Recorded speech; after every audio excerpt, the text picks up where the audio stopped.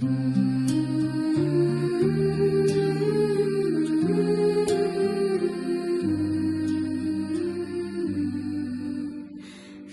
sărbătorile, unii nu au ce pune pe masă, alții masă plină de bucate.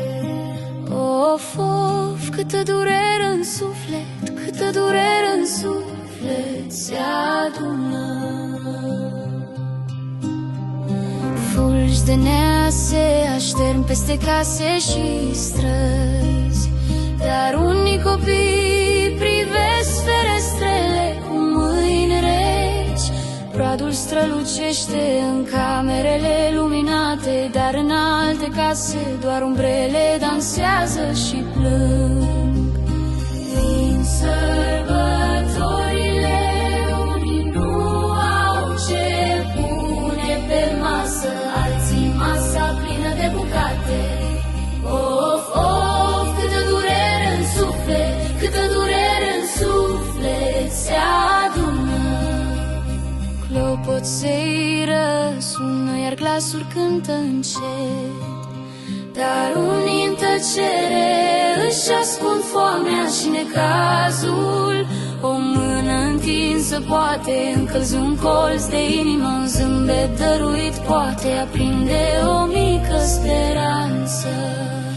Vin sărbătorile, unii nu au ce pune pe masă, alții masa plină de bucate.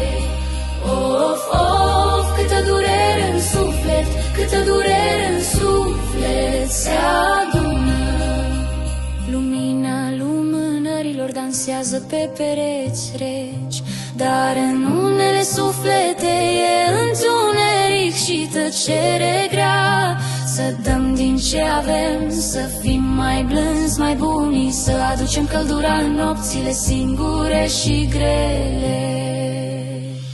Vin sărbătorile, unii nu au ce pune pe masă, alții masa plină de bucate.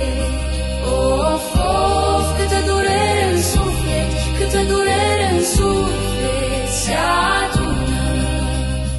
Poate mâine va răsări soarele peste toți și durerea va fi spălată de zâmbete și povești, căci în fiecare inimă poate renaște lumina și sărbătorile să fie pentru toți o adevărată alinare divină.